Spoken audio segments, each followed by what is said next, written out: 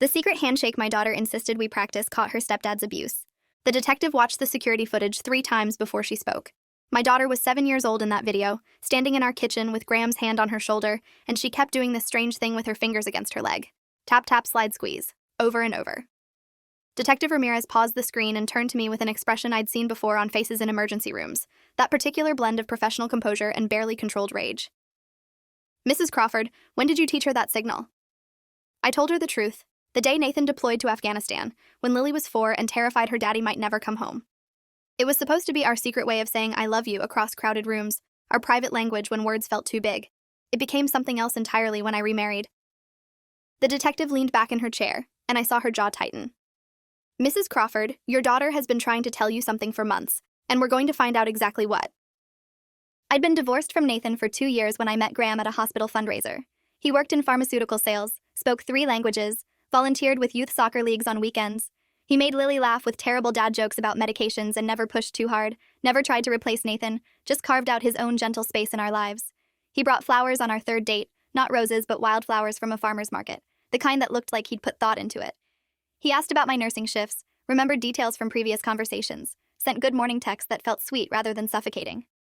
We dated for 18 months before he proposed at the same botanical gardens where we'd had our first real date. Nathan gave his blessing when I asked him, said Graham seemed like a solid guy, that Lily deserved stability. My parents adored him, invited him to family dinners, praised his patience with Lily's adjustment to our dating. Lily called him Graham, but drew him pictures of our family that included him, saved him seats at her school performances, asked if he could come to her dance recitals. Everyone said I'd gotten lucky twice, that finding a good man after divorce was rare, especially one who genuinely cared about your kid. I believed them. I believed him. I planned a small wedding at the botanical gardens, invited 50 people, wore a simple dress that made Lily squeal with delight. Graham's vows mentioned being honored to join our family, promised to protect and cherish both of us, had Lily stand with us during the ceremony. She carried a basket of flower petals and grinned the whole time. The photos from that day show a happy family. Blended, yes, but functional. Whole. We honeymooned for a weekend at a bed and breakfast 3 hours away while Lily stayed with my parents. When we returned, Graham moved into the house Nathan and I had bought before deployment, the one with Lily's growth chart still marked on the kitchen doorframe, her handprints in the concrete patio from when she was 3. Life felt complete. Normal. Safe. I worked my nursing shifts at the hospital, Graham handled his sales territory, Lily thrived in 2nd grade. We had family dinners, game nights, Sunday morning pancakes. It looked exactly like what I'd hoped for. The handshake had been Nathan's idea originally, conceived during a panicked phone call from Afghanistan when Lily was 4. Before his first deployment, she'd been inconsolable, terrified of abandonment, crying herself sick every night about her daddy disappearing. Nathan sat her down on a video call and invented what he called our secret mission code. A specific sequence, 2 quick taps on the wrist, slide fingers together palm to palm, gentle squeeze, release. It meant, I'm here, you're safe, I love you, without needing words that might fail under emotion. We practiced on that grainy video connection until it became muscle memory for all 3 of us. When Nathan left for his 9-month deployment, Lily and I used it constantly. Across playgrounds when she needed reassurance, before bed when nightmares threatened, during storms when she remembered her daddy was in a war zone. It grounded her, gave her something tangible when everything else felt uncertain. When Nathan returned, we kept it. When Nathan and I divorced 3 years later, we kept it. It was ours. Sacred. The one thing that survived the marriage ending. Lily made me promise we'd never stop, never tell anyone else the exact sequence. She was fierce about that promise, would check with me periodically to make sure I hadn't shared it. I thought it was just her way of holding on to something stable while her world rearranged itself around custody schedules and separate houses. I honored it absolutely. Even Graham didn't know the precise pattern, just that we had a thing we did sometimes, a mother-daughter ritual he respectfully didn't intrude upon. Then, 18 months ago, about 6 months after Graham and I married, Lily started doing it wrong. Not the full sequence, just the first part. Tap tap against her thigh, usually when Graham was nearby. I noticed but rationalized immediately, the way mothers do when acknowledging something means facing something too terrible to comprehend. She was adjusting to a new family structure, right? Blended families were complicated. The therapist we'd seen during the divorce had said some regression was normal, that children process change in non-linear ways. I told myself she was fine overall. Therapy had helped her through the divorce. School reports were consistently good. She seemed happy most of the time, still laughed at Graham's jokes, still participated in family activities. Graham was patient with her moods when they appeared, never raised his voice, helped with homework without being overbearing, drove her to dance class on Wednesdays when I worked late. He was dependable, solid, present. Everyone said so. But the tap-tap kept happening. Only around Graham. Never around Nathan during weekend custody exchanges. Never at school, according to her teacher when I asked casually during parent conferences. Never at my parents' house. Only home. Only when Graham was in the room or nearby. I started watching more carefully, trying to identify patterns. Lily would be doing homework at the kitchen table. Graham would walk through to get water, and her hand would move. Tap tap against her leg. So subtle I almost missed it. No slide, no squeeze, no release. Just the beginning of our signal, then nothing. Like she kept starting a sentence and forgetting how to finish. Like something interrupted the neural pathway. It nagged at me, that incomplete pattern, but I had no framework for what it meant, no reference point. I asked her about it once, casually, while braiding her hair before bed. Baby, I noticed you doing our handshake sometimes but stopping. Everything okay? She went very still. Just remembering it, she said quietly, making sure I don't forget. That should have been enough. That stillness. That careful answer. But I let it go. The first real warning came from Nathan about 8 months into my marriage to Graham. He called me after dropping Lily off one Sunday night, voice tight with something I couldn't immediately identify. Military alertness, maybe. Combat sense. She asked if Graham had to live with you, he said without preamble. Not mean, not upset, just very careful, like she was testing the question, measuring how I'd respond. I felt my spine stiffen, that mother instinct activating. What did you tell her? Nathan exhaled slowly, and I could picture him doing the breathing exercises they taught in the army to manage stress responses. That you're married, that sometimes families blend, that she's loved no matter the configuration, standard stuff. But Ali, something in how she asked, the way she phrased it. He trailed off. Nathan was infantry, trained to read threats in landscapes and silences, and I heard that particular alertness in his voice now. You notice anything off at home? I told him about the handshake, the incomplete pattern, the way it only happened around Graham. He went quiet for a long time, so long I checked if the call had dropped. Start documenting, he said finally. Everything. Dates, times, behaviors, exact words if she says anything.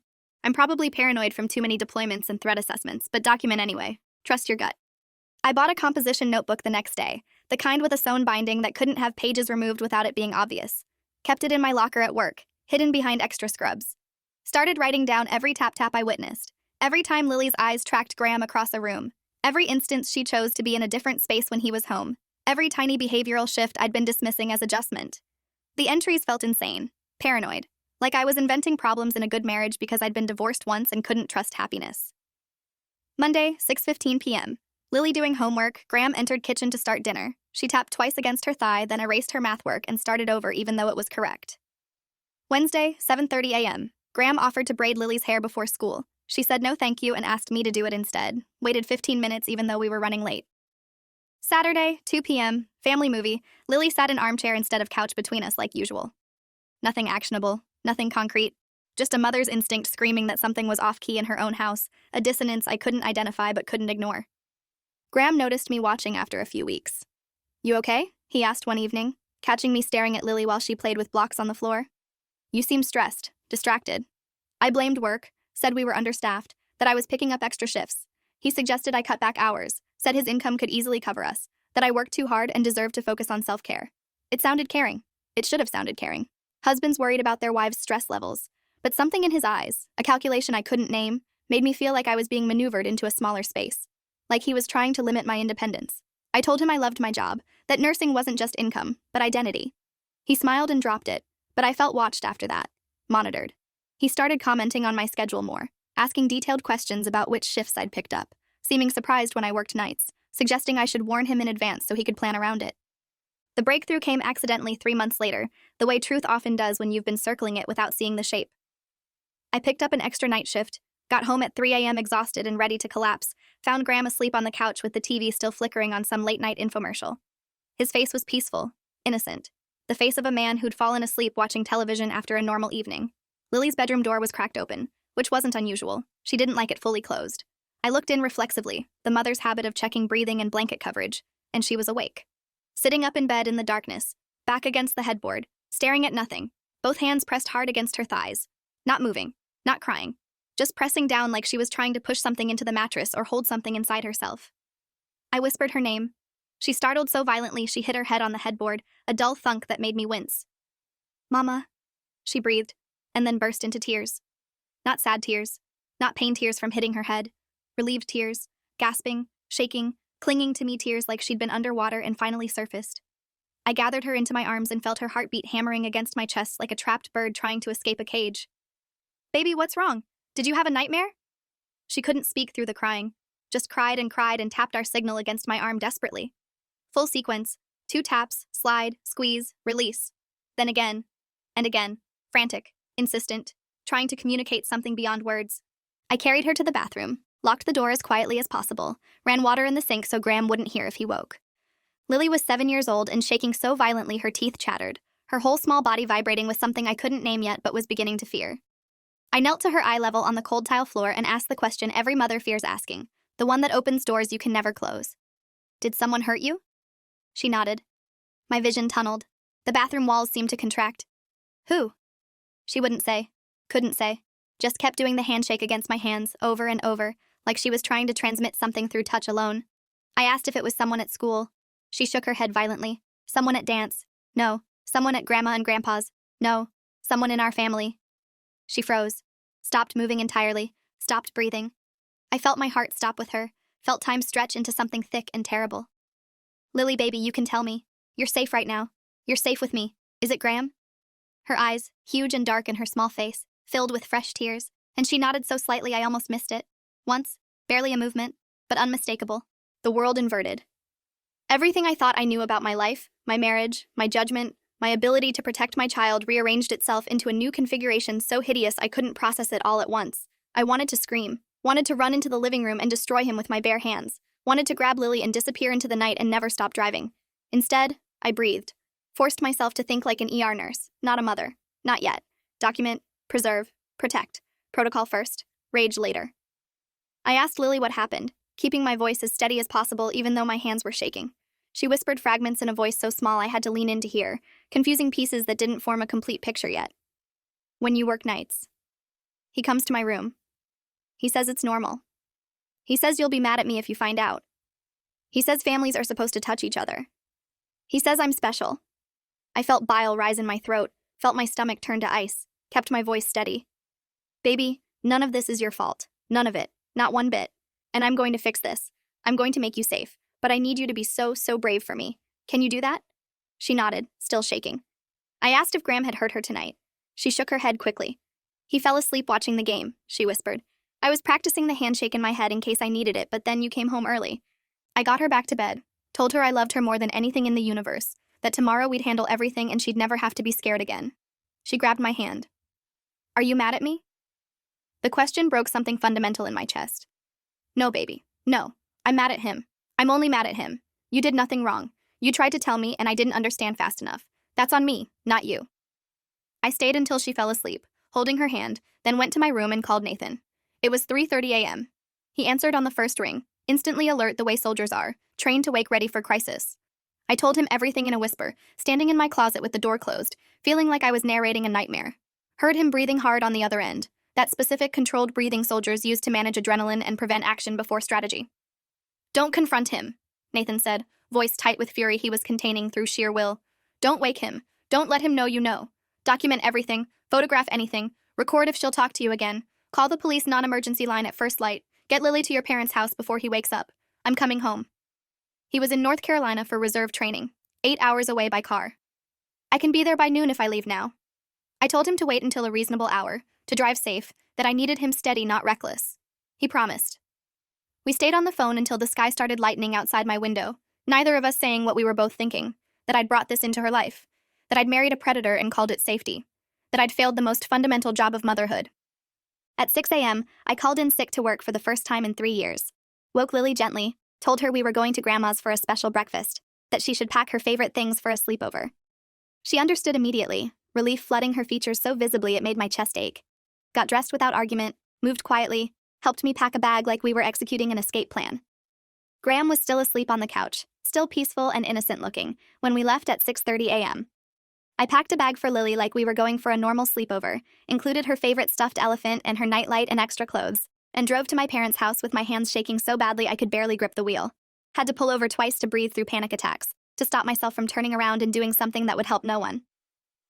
My mother opened the door in her bathrobe at 7 a.m., took one look at my face and Lily's haunted eyes, and pulled us inside without questions. My father appeared in the hallway in pajamas, confused at first, then alarmed as he read our expressions. I told them everything in the kitchen while Lily sat in the living room with a glass of juice and cartoons on TV. Watched my mother's face go white. Watched my father's hands curl into fists on the table. "That son of a bitch," he said quietly. And it was the first time I'd heard him curse in probably a decade.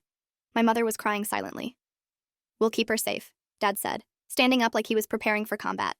"You do what needs doing. We've got her. She doesn't leave our sight." I kissed Lily, promised her our handshake, promised her I'd fix everything, and drove to the police station with my notebook of documentation and a recording I'd made of Lily's disclosure on my phone, her whispered words captured in the bathroom at 3 a.m. while my marriage burned down around me.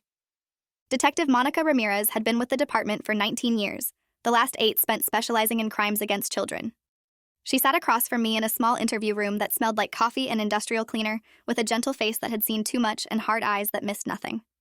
I told her everything, every detail, the handshake's origin and meaning, the incomplete signals, Nathan's warning, my documentation, the 3 a.m. breakthrough, Lily's disclosure. She took notes in precise, careful handwriting, asked clarifying questions without judgment, and when I finished, she set down her pen and looked at me with an expression that combined sympathy and determination. "Mrs. Crawford, you did exactly right. Coming here immediately, not confronting him, protecting your daughter, getting her to safety. These are the things that make cases prosecutable. You've given us a foundation to work from." She explained the process with patient detail, understanding I was operating in shock and would need information repeated. Lily would need a forensic interview with a trained specialist at the Child Advocacy Center, someone who knew how to talk to traumatized children without leading them or contaminating their testimony. Medical examination by a pediatric specialist experienced in abuse cases. CPS involvement to ensure Lily's safety and my cooperation. They'd need my full cooperation and Nathan's. They'd want to search the house, seize Graham's electronics, interview him under controlled circumstances. It could take time to build a case strong enough to guarantee prosecution. I asked how much time. She met my eyes without flinching. "If he's smart, and most of them are, he's been careful. If he's been careful, we need to be more meticulous. We get one shot at this. But Mrs. Crawford, I promise you, we will investigate every single thread until we find the truth, and we will protect your daughter through every step." The forensic interview happened that same afternoon at the County Child Advocacy Center, a building designed to look nothing like a police station. Warm colors, comfortable furniture, toys in the waiting room. Dr. Chinyere Okoye, a clinical psychologist with 15 years of experience in trauma-informed interviewing techniques, met us there. She explained the process to both me and Lily, how they'd talk in a special room while I watched through a one-way mirror, how Lily could stop anytime she needed to, how there were no wrong answers. Lily nodded, unnaturally solemn for 7 years old. Nathan had arrived by then, drove straight from North Carolina, and sat beside me in the observation room with his jaw locked so tight I could see the muscle jumping. We watched Lily sit in a child-sized chair across from Dr. Okoye in a room painted soft blue. Watched our daughter describe everything in small, careful words, using clinical language no 7-year-old should know. How Graham started coming to her room after I left for night shifts around 6 months ago. How he said it was their special secret, that all families had secrets. How he showed her pictures on his phone and said this was normal. This was what families who loved each other did. How he told her I'd be angry if I found out, that I might send her away, that families could get in trouble with the police if she told anyone, that child services would split us up. How she tried to use our handshake to signal me but didn't know how to finish it, how to make me understand without breaking her promise to keep it secret. How she thought maybe she was doing it wrong, that maybe she'd forgotten the sequence. Dr. Okoye's voice stayed gentle throughout, never leading, only listening and asking open-ended questions.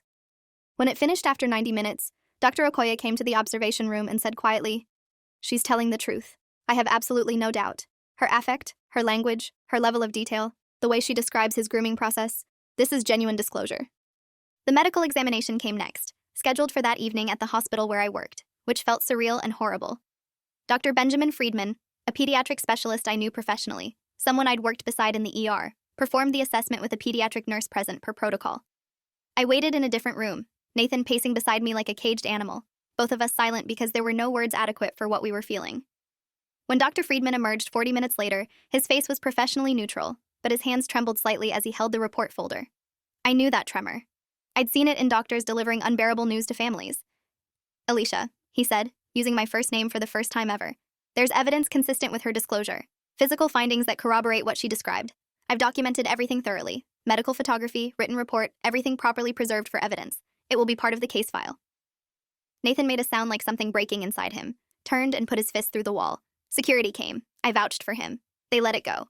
Someone brought spackling compound and Nathan repaired the wall himself, needing the physical task, needing to fix something. CPS opened an investigation immediately, required by law when abuse is reported. A caseworker named Tanya Hughes came to my parents' house that evening with a stack of paperwork and a kind but exhausted expression that suggested she'd seen too many cases like this. She explained that Lily couldn't return home while Graham lived there, that I'd need to file for divorce immediately and obtain a restraining order, that my cooperation and choices now would determine custody arrangements going forward. Some mothers chose their husbands over their children. Some mothers complicated investigations by contaminating evidence or coaching children. The system had to protect against that. She looked at me steadily. Some mothers don't believe their children. Some protect the abuser. You're not doing that. You believed her immediately and took action. That matters enormously to this case and to her recovery, but you'll need to prove continued commitment. I told her I'd burn the house down before I let Lily go back there, that Graham could have everything material if it meant Lily stayed safe. She almost smiled. Channel that energy into the legal process, she said. It's going to get harder before it gets better. Stay focused on her needs. Graham was arrested the next morning at his office downtown. Detective Ramirez called to inform me, her voice carrying grim satisfaction. We executed search warrants simultaneously on your residence and his office, seized his work computer, personal laptop, phone, tablet, and external hard drives. We found material on his devices that's going to make this case very straightforward. He's being charged with multiple felonies, including sexual assault of a minor, possession of child sexual abuse material, and exploitation of a minor. The DA's office will contact you within 24 hours. He's denied bail. I asked what they found on his computer. There was a pause. Mrs. Crawford, I can't provide specific details yet as it's an active investigation, but I will say this. Your daughter wasn't his first victim. We're identifying others now through his communications. You may have saved multiple children by coming forward when you did. That matters. The next weeks dissolved into a blur of lawyers, court dates, investigator interviews, and unwanted media attention. Someone leaked the story to local news despite protocols meant to protect victims. Pharmaceutical sales executive arrested on child abuse charges. Youth soccer coach accused of exploiting position of trust. Graham's employer released a carefully worded statement about their commitment to ethical conduct and immediately terminated his employment. His family hired an expensive defense attorney, Kevin Thornton, who specialized in defending these cases and had a reputation for aggressive tactics. They tried to paint me as a vindictive ex-wife manipulating a confused child, suggested Nathan and I had conspired to frame Graham to reunite our family, claimed I was mentally unstable from working too many night shifts. My attorney, Rebecca Blackwell, a family law specialist with a reputation for demolition work in custody cases, shredded that narrative with Lily's forensic interview transcript, the medical evidence, the computer forensics report, and my documented concerns dating back months. He documented his own crimes, Rebecca said grimly during a strategy session. This isn't a he said she said situation. This is him said and here's the digital proof of everything. Nathan moved back to town permanently, took a contract position with a defense contractor to stay local, showed up at every single court appearance whether required or not. We weren't together romantically, hadn't been for years, but we were absolutely united in this. Presented a solid parental front. Lily started intensive therapy 3 times a week with Dr. Joseph Katz, a trauma specialist who worked extensively with military families and understood the complexities of deployment, divorce, betrayal, and violation. Dr. Katz had kind eyes and a calm voice and specialized in play therapy for young children. Slowly, incrementally, across weeks and then months, Lily began talking. Not just about the abuse and Graham's manipulation, but about the fear that had consumed her. The confusion of being told this was normal when everything in her body screamed otherwise. How she'd tried desperately to signal me with the handshake but didn't know how to make me see without breaking her promise to keep it secret. How she thought maybe she'd forgotten the sequence, that maybe she'd done it wrong, that maybe it didn't work anymore because her family was different now. Dr. Katz assured her she'd done everything right, that she'd been brave and smart and her signal had worked exactly as intended, that the problem wasn't her communication, but my ability to understand, which wasn't her fault. That healing would take time but was absolutely possible. Additional victims came forward within 2 weeks of Graham's arrest. 2 other children from the youth soccer league where Graham had volunteered for 3 years. Both had eerily similar stories. Grooming that started with special attention and favoritism. Manipulation couched in concern and care. Threats disguised as affection and protection. Detective Ramirez coordinated with other agencies and jurisdictions. The case expanded rapidly. Graham's computer revealed a network of encrypted communications with others who shared his predilections, traded materials, discussed tactics for gaining access to children. Federal charges got added by the U.S. Attorney's Office. The local case became part of something larger and more horrifying, a network spanning multiple states. I stopped reading news coverage after the first week. It was too much, too dark. Too many details about the scope of what I'd failed to see, what I'd invited into our lives. Lily needed me focused on her healing, not drowning in the magnitude of my misjudgment. The divorce finalized in 3 months through emergency petition. Graham didn't contest it, likely on advice of counsel to avoid anything that made him look combative or controlling. His attorney advised full cooperation to appear sympathetic before trial. I got full custody with no visitation rights for Graham ever. The house, both cars, and a restraining order that prohibited any contact, direct or indirect. The judge was a woman named Justice Diana Foster, who'd spent 15 years in family court and had zero patience for predators. She made it clear from the bench that Graham would never have access to Lily again, regardless of trial outcome. Nathan and I worked out a new custody arrangement where he had Lily on weekends and 2 evenings a week.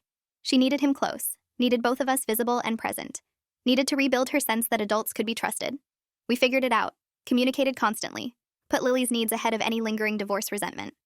The trial was scheduled for 8 months after the arrest, delayed by continuances and discovery disputes. The prosecutor, Assistant District Attorney Keisha Morgan, a veteran of sex crimes prosecution with a conviction rate of over 90%, prepared meticulously. She walked me through what testimony would involve, how defense would try to attack my credibility and suggest I was a scorned woman seeking revenge, how hard it would be to hear details of what happened to my daughter in open court, how I'd need to remain calm and credible regardless of what I heard. "But we have his computer forensics," she said. "We have forensic evidence. We have multiple victims with consistent stories told to different interviewers with no opportunity for collusion. We have the medical evidence. We have your documentation. We have him." The trial lasted a week and 2 days, longest week of my life. I sat in the gallery every single day, Nathan beside me, my parents behind us, a unified wall of support for Lily. She didn't have to testify in person. Her forensic interview was admitted as evidence through Dr. Okoye's testimony about proper interview protocols. But I testified, took the stand for 6 hours across 2 days, described the handshake's history and meaning, its sacred place in our family, the incomplete signals I'd witnessed and documented, Nathan's warning, the 3 a.m. breakthrough, Lily's disclosure. Rebecca had prepared me for cross-examination, for how Kevin Thornton would try to rattle me, suggest I'd coached Lily, imply I was angry about some unrelated marital issue and had weaponized my daughter. He tried every angle, suggested I was jealous of Graham's career success, implied Nathan and I had conspired to frame him to justify reuniting, questioned my mental stability from working night shifts. Rebecca objected so fiercely and frequently the judge sustained most of them before Thornton finished his questions. The medical evidence spoke for itself when Dr. Friedman testified, his clinical descriptions making several jurors visibly upset. The computer forensics expert, a specialist named Angela Reeves from the FBI's Crimes Against Children unit, described in methodical detail the images and communications found on Graham's devices, the encrypted networks he participated in, the specific searches he'd conducted. The jury's faces went from attentive to stony to disgusted. The other victims testified. 2 children who'd been in Graham's soccer league, now 8 and 9 years old, describing similar patterns of grooming and abuse. Their parents testified about behavioral changes they'd missed or misinterpreted. A pattern emerged so clear even Graham's expensive attorney couldn't obfuscate it. This wasn't a misunderstanding. This wasn't one mistake. This was a calculated, sustained predatory pattern spanning years. Graham took the stand in his own defense against his attorney's advice, ego apparently overriding strategy. Claimed everything was a tragic misunderstanding. That he'd never touched Lily inappropriately, that the medical evidence was misinterpreted normal variants, that the computer files were from a virus or hack, that I'd manipulated the situation because I regretted the marriage and wanted to reconcile with Nathan. That Lily was a confused child being coached by vengeful adults. His attorney presented him as a victim of false allegations, a good man destroyed by a vindictive ex-wife and a family court system that automatically believed women. It was a desperate strategy, and everyone in that courtroom knew it. The prosecutor's cross-examination lasted 3.5 hours. By the end, Graham was sweating visibly, contradicting his own earlier testimony, trapped in lies that compounded, his carefully maintained mask cracking to reveal something ugly underneath. Closing arguments happened on a Friday afternoon. The prosecutor stood before the jury and reminded them methodically of every piece of evidence, the consistency across multiple victims who'd never met, the physical proof, the digital documentation Graham himself had created. This man did not make one mistake. He did not misunderstand appropriate boundaries. He engaged in a calculated, methodical, predatory pattern of abuse. He violated the trust of families who welcomed him into their lives and homes. He hurt children who should have been safe. Your verdict will determine whether he faces consequences for his actions or whether he walks free to hurt someone else's child. The evidence is overwhelming. The truth is clear. Now justice is in your hands. The defense's closing was shorter, desperate, clinging to reasonable doubt that didn't exist. The jury deliberated for 4 hours and 17 minutes. I paced the courthouse hallway, unable to eat, unable to sit, unable to think about anything except those 12 strangers deciding my daughter's vindication. Nathan held my hand. We didn't speak. There was nothing left to say that hadn't been said in testimony. The verdict came back unanimous on all counts. The foreperson stood and repeated guilty 8 times, once for each count. I heard the word and felt something inside me crack open. Not relief exactly, something stranger. Like pressure releasing after being compressed too long. Like validation of everything I'd felt but couldn't prove.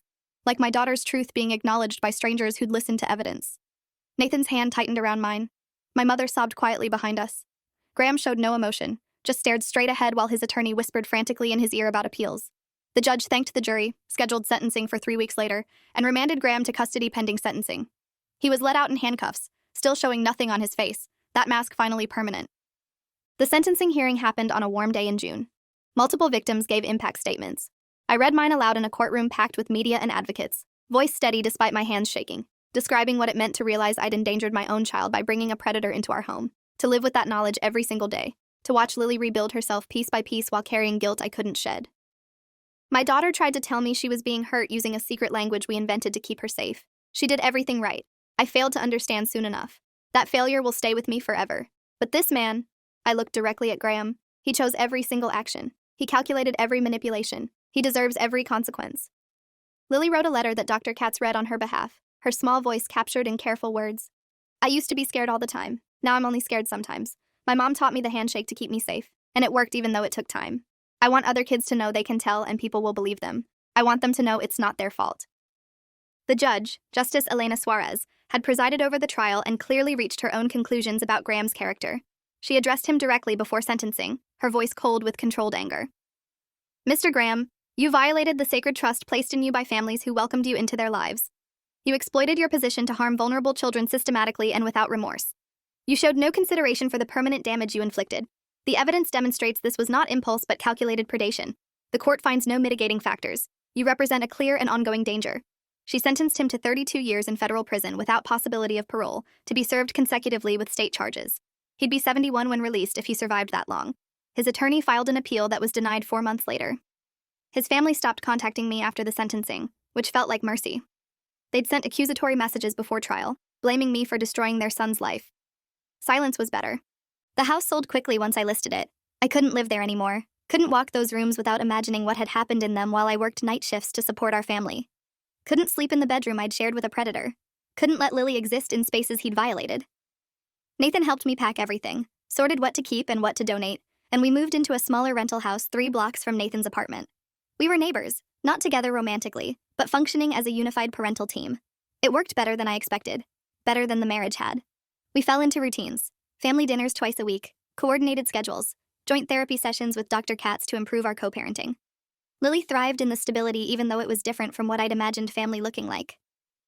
Lily continued therapy 3 times a week initially, then twice, then once as she progressed.